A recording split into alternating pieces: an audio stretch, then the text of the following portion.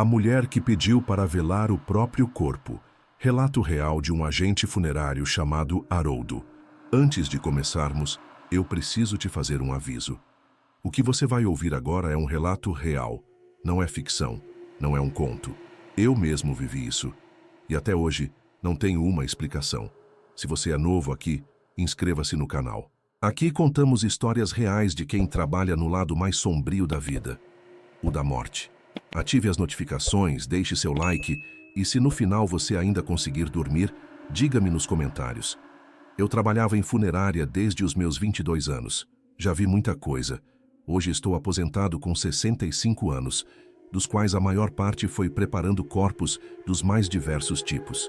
43 anos lidando com a morte te ensinam a não se assustar fácil. Pelo menos era o que eu pensava. Na funerária onde trabalhei por quase toda a minha vida, tínhamos um sistema de rodízio para plantões. Aos finais de semana e feriados, ficávamos sempre em 2 ou 3 funcionários. Mas no meio da semana, principalmente nas madrugadas de terça e quarta, eu geralmente ficava sozinho. O movimento era mais tranquilo, raramente havia mais de um atendimento por noite e o proprietário economizava na escala. Foi assim por décadas. Nunca me incomodei com a solidão. Até aquela noite. Corpos em decomposição, famílias desesperadas, tragédias que nem o tempo cura. Em mais de 4 décadas, atendi de tudo. Acidentes de carro com corpos irreconhecíveis, suicídios violentos, vítimas de incêndio, afogamentos depois de semanas na água. Os vivos têm medo da morte, mas para mim era simplesmente o trabalho de cada dia. Mas o que eu vou contar agora não tem relação com o que os olhos podem ver. Tem a ver com aquilo que a gente sente, com o que está entre o mundo dos vivos e o dos mortos. Isso aconteceu numa noite fria de junho, há alguns anos atrás. A temperatura havia caído drasticamente nos últimos dias, chegando perto de 0 grau. A cidade estava vazia. Era uma daquelas madrugadas que pareciam congelar até o tempo. Eu estava de plantão na funerária, como sempre, sozinho. Era uma quarta-feira, eu lembro bem. Como disse, os plantões de meio de semana costumavam ser tranquilos. Poucos chamados, poucas entregas. Naquela noite, o silêncio era quase absoluto. Dava para ouvir o tic-tac do relógio de parede ecoando pelos corredores vazios. A funerária ficava numa casa antiga, adaptada para o serviço. Tinha sala de velório, sala de preparação dos corpos, escritório administrativo e uma pequena cozinha onde passávamos o tempo entre os atendimentos. No andar de cima, havia mais 2 salas para velórios maiores. Às vezes, aquele lugar parecia grande demais quando você estava sozinho. Eu estava na pequena cozinha, tomando um café e olhando alguns documentos. O noticiário noturno na televisão pequena falava sobre alguma crise política, mas eu mal prestava atenção. Foi quando, às 2h47 da manhã, olhei para o relógio no exato momento, uma campainha tocou. E isso já era estranho, muito estranho, porque a entrada da funerária não é como de uma casa normal. Ela tem um portão pesado, trancado, com cadeado. Para tocar a campainha, alguém tem que pular ou se esticar muito. Normalmente os chamados vinham por telefone. Hospitais, IML, às vezes familiares. Nunca alguém aparecia diretamente no portão, muito menos às quase 3 da manhã de uma quarta-feira. Quando olhei pelas câmeras de segurança, vi uma senhora, alta, magra, com os cabelos brancos soltos, usando um vestido antigo, daqueles de mangas compridas e gola fechada. Ela estava parada ali, imóvel. Não fazia sinal, não gritava, não se mexia. Apenas me encarava, como se soubesse exatamente onde estava a câmera.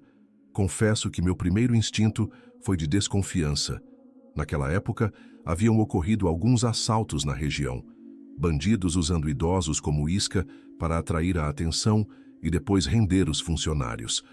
Mas algo naquela mulher me pareceu genuíno. Talvez a forma como permanecia perfeitamente imóvel, mesmo com o frio intenso daquela madrugada. Fui até o portão já com o celular na mão, pronto para acionar a polícia, achando que fosse alguma senhora com Alzheimer, perdida. Mantive uma distância segura, ainda não abrindo totalmente o portão, apenas o suficiente para falar com ela. "A senhora precisa de ajuda?" perguntei. Ela sorriu. Um sorriso sereno, sem mostrar os dentes. O tipo de sorriso que não chega a alterar a expressão do rosto, apenas suaviza levemente os lábios. Sim, preciso velar meu corpo. Eu gelei. As palavras entraram em meus ouvidos, mas meu cérebro demorou alguns segundos para processá-las completamente. Perdão, como assim? Ela repetiu, com o mesmo tom calmo. Preciso velar o meu corpo. Eu morri essa noite. Eu fiquei sem reação. O vento frio da madrugada soprava, movendo levemente os cabelos brancos dela, mas seu corpo parecia firme como uma estátua.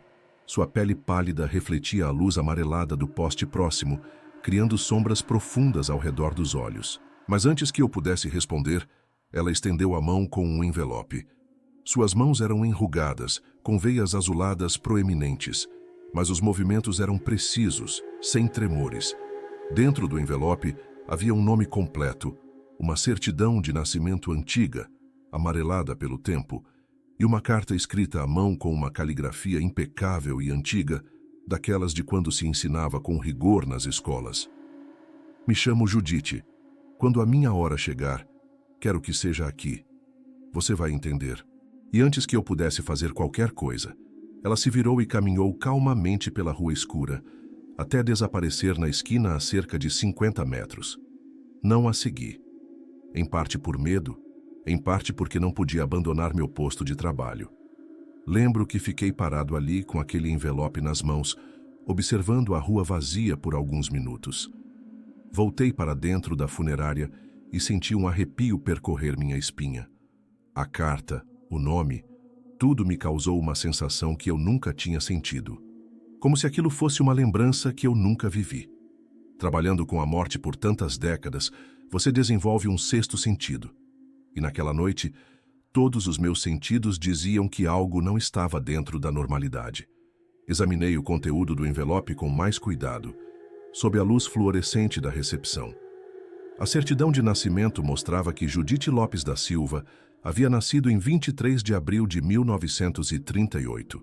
A carta, escrita com aquela caligrafia elegante, continha instruções detalhadas sobre como ela queria ser velada, o tipo de roupa, a posição das mãos, a disposição das velas, até mesmo o horário exato do velório. O corpo deve ser preparado com cuidado, sem maquiagem excessiva. Quero estar vestida com o traje branco de linho que estará guardado em minha cômoda. Uma única vela deve ser acesa durante a cerimônia, começando às 20h em ponto. A carta terminava com um pedido incomum. Haroldo, sei que você estará sozinho quando eu me for. É assim que deve ser. Meu nome. Como ela sabia meu nome? Eu nunca havia mencionado, nem estava usando crachá. Foi nesse momento que percebi que algo verdadeiramente inexplicável estava acontecendo. Eu passei o resto da madrugada acordado. Não consegui dormir. Não consegui trabalhar direito. Apenas fiquei sentado no sofá da recepção, lendo e relendo aquele estranho documento. A letra, a data da certidão, o tom da carta, tudo parecia real. Mas a situação era surreal demais para ser ignorada. Vasculhei minha memória, tentando me lembrar se já havia atendido algum familiar dela ou se já a tinha visto em algum velório que organizei. Nada. O nome não me era familiar. Revirei a cabeça tentando encontrar explicações racionais. Demência? Algum tipo de performance artística? Um trote bem planejado? Mas no fundo, bem no fundo, eu sabia que aquilo era diferente. Tinha uma presença naquele papel. Como se mesmo sem tocar ela ainda estivesse ali. No fim do plantão, às 7h, guardei o envelope dentro de uma das gavetas da recepção. Me senti estranho por fazer isso, mas também não consegui jogá-lo fora. Não comentei com ninguém. O colega que veio me render percebeu que eu estava abatido. Perguntou se estava tudo bem. Apenas disse que tinha sido uma noite difícil. Voltei para casa, tentei dormir. Mas o rosto daquela mulher não saiu da minha mente. O olhar, a serenidade, o sorriso leve, como se ela soubesse de algo que eu não sabia, como se estivéssemos conectados por algo além da minha compreensão. Na noite seguinte, voltei para mais um plantão. O expediente começou calmo. Nenhuma ocorrência, nenhum corpo para buscar. Eu fiquei inquieto o tempo todo, esperando a campainha tocar novamente. Mas nada aconteceu, pelo menos não até às 19h20, quando o telefone finalmente tocou. Atendi com a mão ligeiramente trêmula. Era do hospital municipal. O diretor do plantão noturno, Dr. Oliveira. Um velho conhecido que frequentemente nos chamava para remoções. Haroldo, temos um corpo para retirada. Uma senhora idosa, encontrada sem vida em casa pela vizinha. Aparentemente causas naturais. Você poderia vir buscar?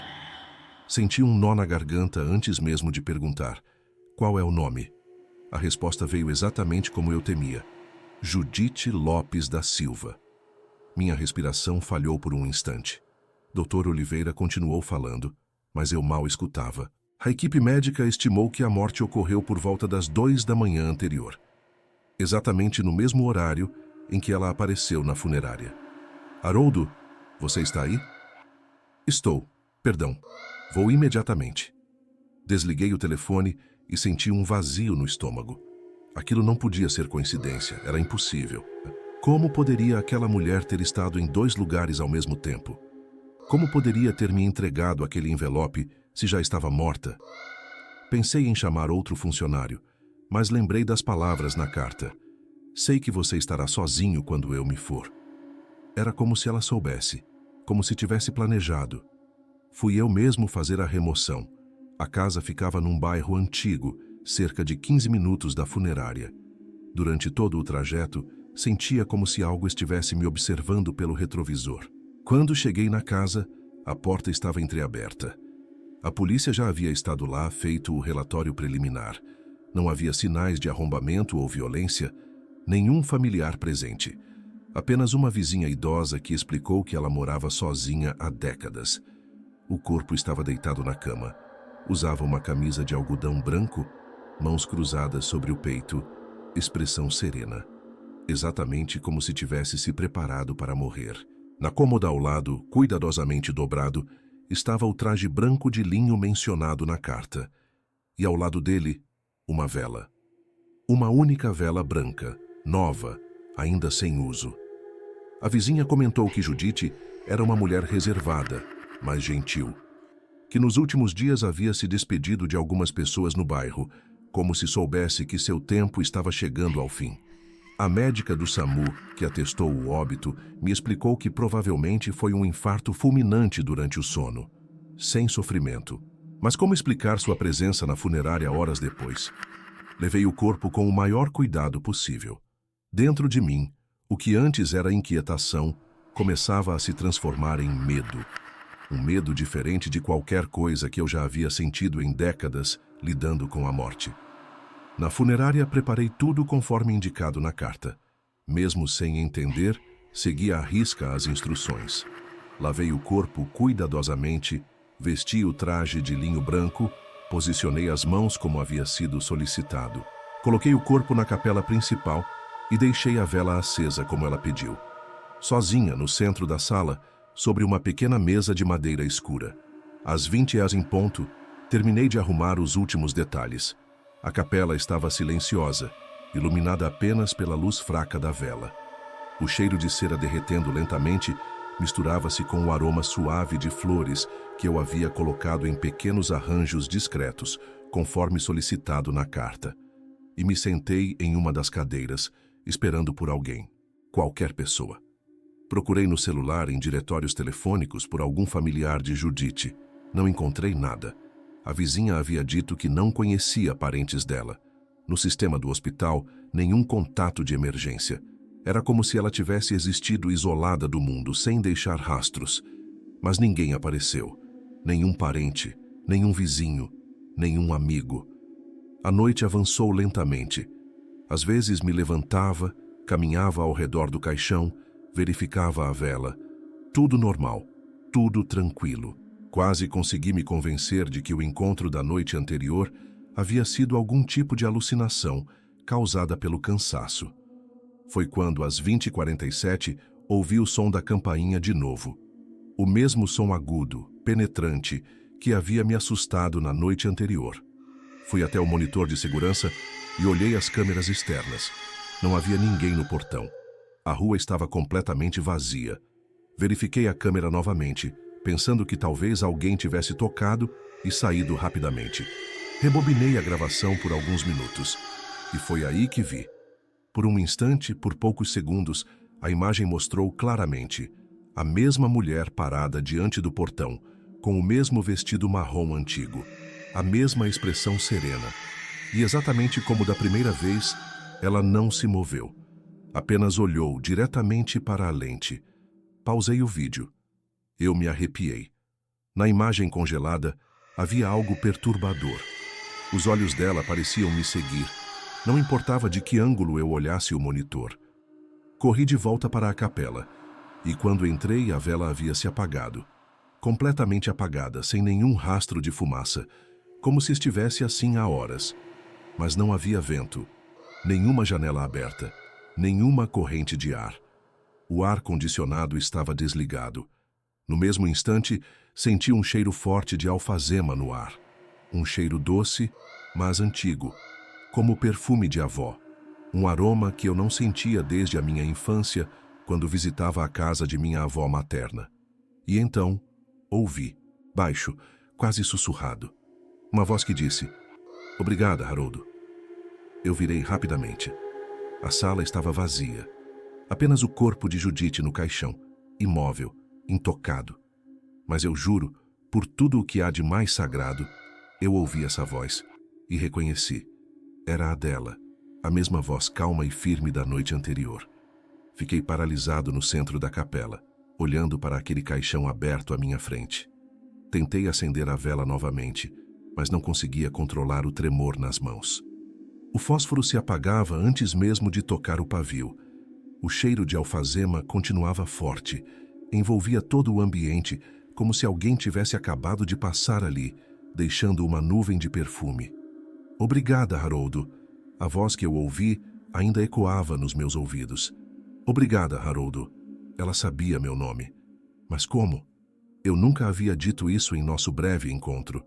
Comecei a duvidar da minha sanidade. Talvez fosse o cansaço. Talvez o ambiente estivesse me afetando mais do que eu imaginava. Talvez fossem décadas lidando com a morte finalmente cobrando seu preço emocional. Respirei fundo, voltei para a recepção e tentei focar no básico. Documentar o óbito, preencher os papéis do sepultamento, organizar o registro. Mas minha mente estava longe. Enquanto digitava o nome dela no sistema, notei uma informação estranha.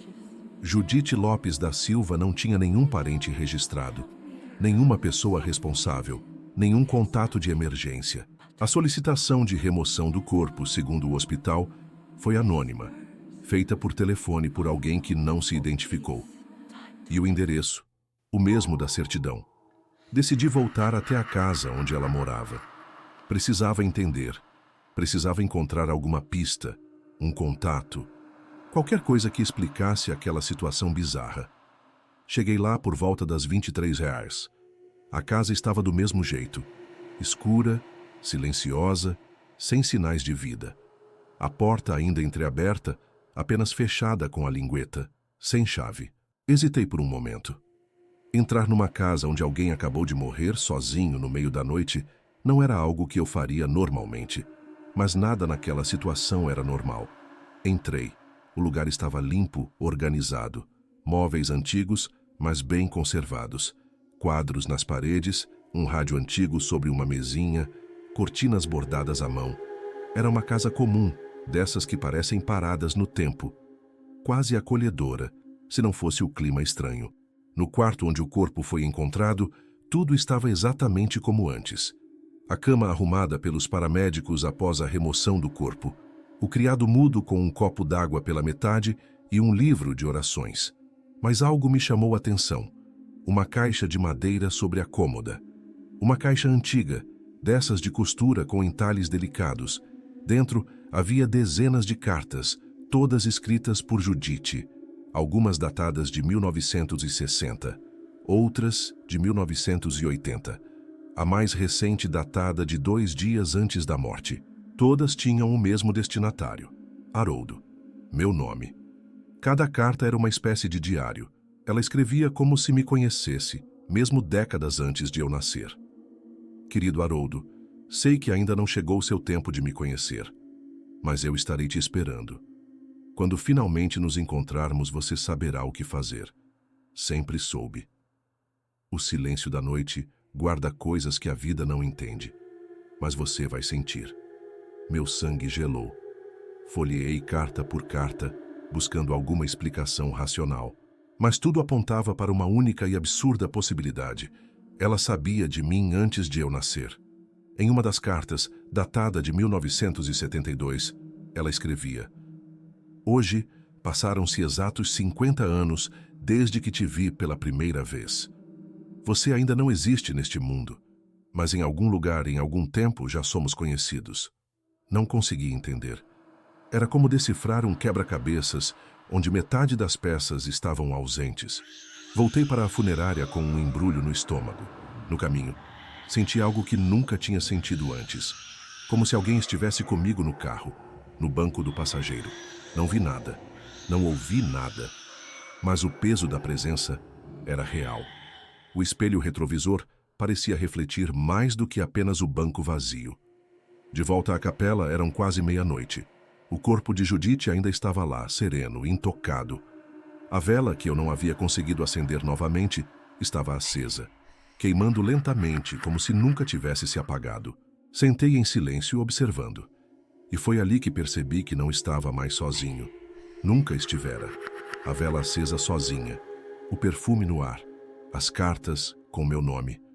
Tudo gritava que aquilo não era normal. Mas mesmo assim, eu não saí.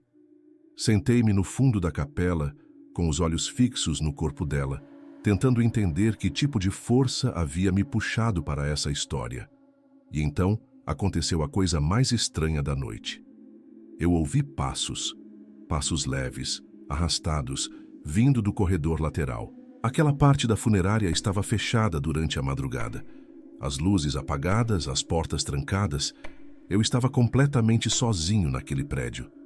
Levantei devagar. Peguei a lanterna que mantínhamos na recepção e caminhei até a entrada do corredor. As luzes estavam apagadas. O ar parecia mais gelado do que antes. A cada passo que eu dava, os meus próprios pés ficavam mais pesados, como se o chão estivesse puxando. Então, ouvi uma risada baixa, feminina, fraca, como um sussurro abafado. Vinha da sala de preparo, onde eu havia lavado e vestido o corpo de Judite horas antes. Abri a porta devagar. A sala estava escura, iluminada apenas pela luz fraca da minha lanterna.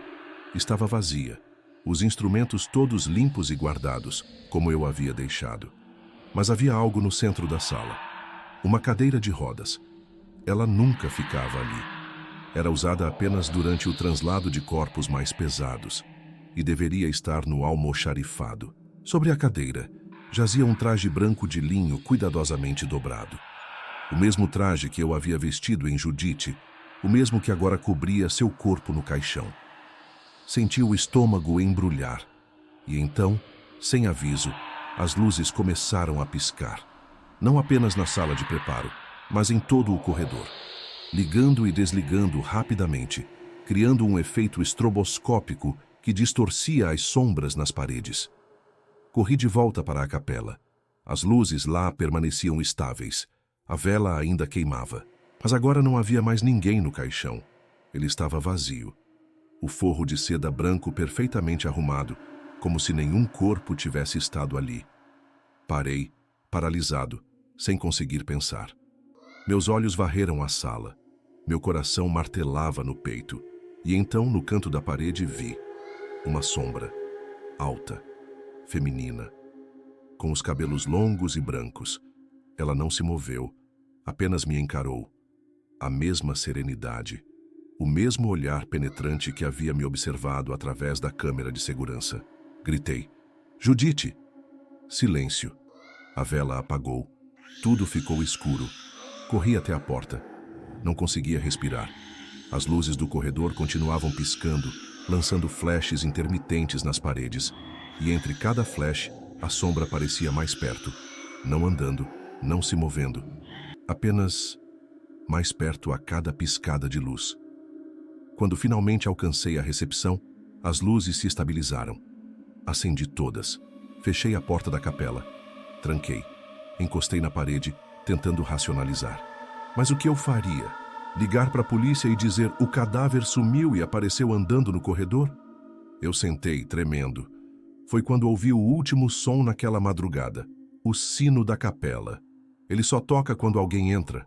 Uma pequena campainha discreta que usamos para saber quando chega um visitante para o velório. Mas eu tinha trancado tudo. O som do sino ecoando pela madrugada me fez tremer por completo. Aquele sino nunca tocou sozinho. Que não havia como alguém tê-lo tocado.